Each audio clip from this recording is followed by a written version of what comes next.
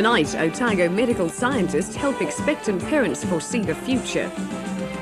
There's a visit from one of the world's top high-performance yachts. And a Scottish theme helps to end the programme with a flourish.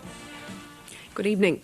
Katrina Ward, charged with the armed robbery of Dunedin's Centre City supermarket, will be in jail for a week before her next court appearance. Police, who are still looking for the man who drove the getaway car, opposed bail when she appeared in court today. Bail was granted to 3 members of Dunedin's Southern Viking gang.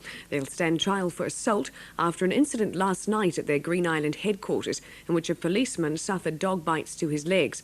He's now been discharged from hospital. The dogs were shot by police last night.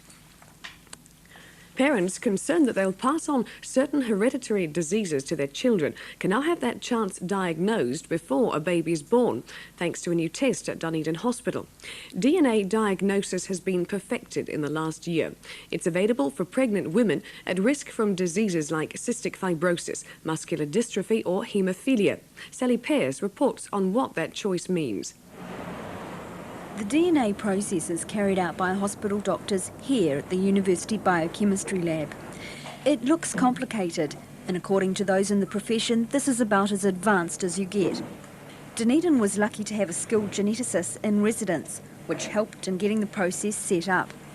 Here they can detect severely debilitating disease in a 9-week-old fetus, giving the family of that child the option of aborting. It's by no means an easy decision. Perhaps one only those who suffer from one of the diseases or have watched their children suffer can fully understand. Parents and families are given a great deal of counselling before they make a choice and support afterwards. It's the choice doctors are able to offer that is important. What we are concerned to do is to reduce the amount of anguish and distress that these diseases cause. It seems to me far better if we can prevent these diseases occurring than treating them once they have occurred and all that involves. The Hardman family lost one child with cystic fibrosis and their second child is a sufferer. While they feel the process provides an option for some, it's one they wouldn't consider. It is something for the individual parent, I think, to come to terms with themselves. The choice of abortion, I guess, is theirs. It's not an option for me. But I don't seek to moralise to any other parties. I sympathise greatly with the predicament that they find themselves in.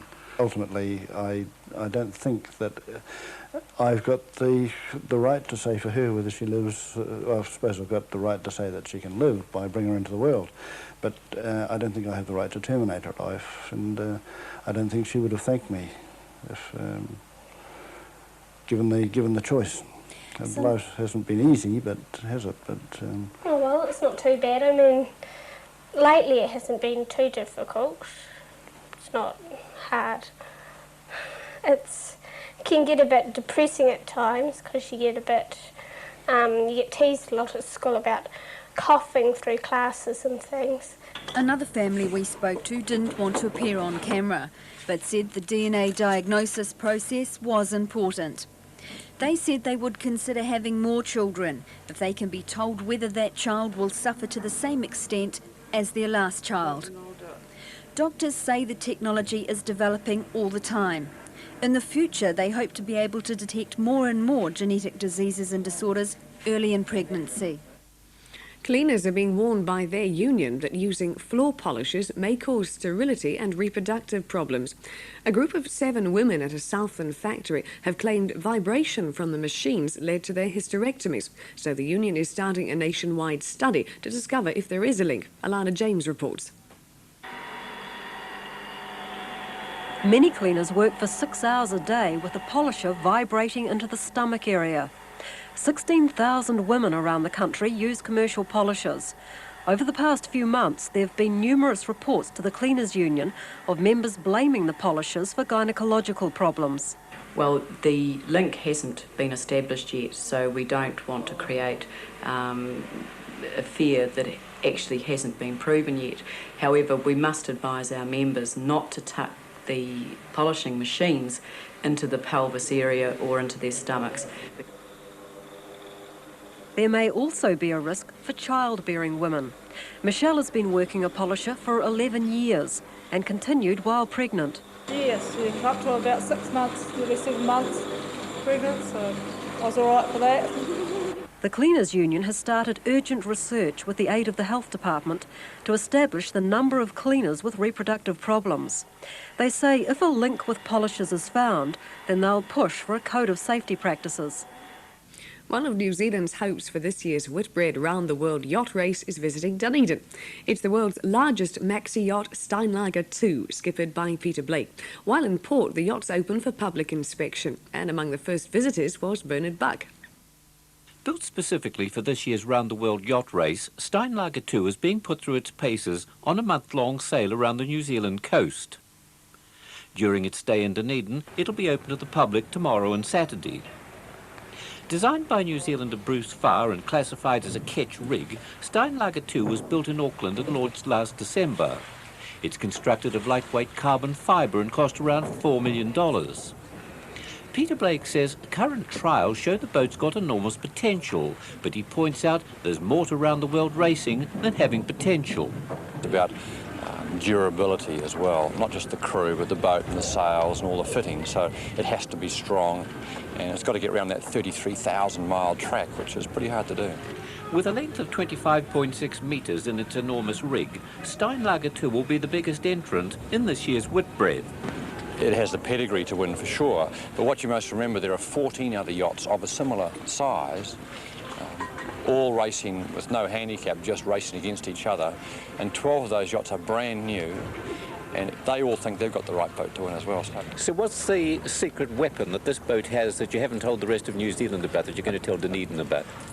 Well, there are no secrets really. Our yacht is longer but slightly heavier, so it can have more sail, and there's a lot of, a horrible word, high-tech materials have gone into it. And I think, we've got a very good chance of doing extremely well, really. But secrets, that's for us to know, and we'll let the world know about that at the end of the race. Steinlager 2 skipper, 40-year-old Peter Blake, is sailing in the Whitbread for the 5th time, along with an all-New Zealand crew of 15. With 40 boats competing, what sort of support does he need? Well, really the support we're after is more of support of interest in the boat and just getting people enthusiastic. That's what we're really after. It's a real adventure, the Round the World race. It's not like running 100 metres or whatever. It goes on for 9 months. And for us on board, if we're feeling cold and miserable and tired in the Southern Ocean, it's the middle of the night and it's thick fog and there's a full gale, there's icebergs around, to know that there are a lot of people back here interested in what's going on gives you that little bit of added impetus to keep going hard in the middle of the night, rather than saying, well, we'll wait till dawn before we do it. And that's what it's all about. Steinlager 2 leaves Dunedin on Sunday for Bluff, where it's expected to arrive early next week. It'll be also open to the public in Bluff. And it is open to the public tomorrow and on Saturday here in Dunedin. Hundreds of pipers and drummers will pack Dunedin this weekend as the city hosts the National Pipe Band Championships. The competition climaxes Scottish Week, which once again has been a popular attraction. One of the most spectacular events in the Pipe Band Championships is the Mace, or Staff Flourishing, performed by the drum major. George Burke with a preview.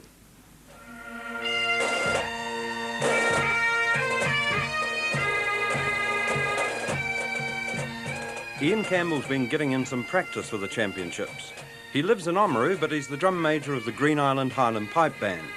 He's been around pipe bands for the past 30 years, and last weekend came second to the New Zealand champion in a staff flourishing competition at Rangiora.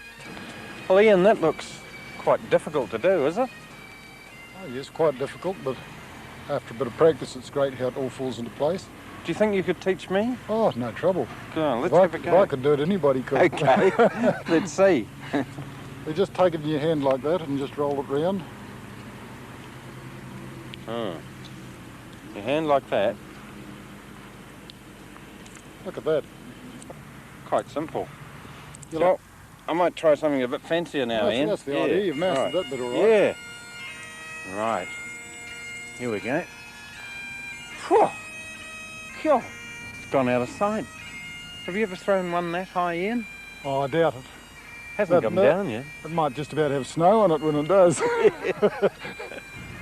know where it's gone. Anyway, Ian, what are judges looking for when they're judging the mace flourishing? Well, they're looking for deportment of the drum major, variety of flourishes, and execution of flourishes. Well, all the best for Saturday at Carisbrook, Ian. Ah! Making a real work of yourself. Now a look at today's temperatures, with hopes Dunedin will stay fine for tomorrow's extra influx of pipes and kilts. Half Moon Bay fine 19, Invercargill fine and 20 with a high tomorrow of 17.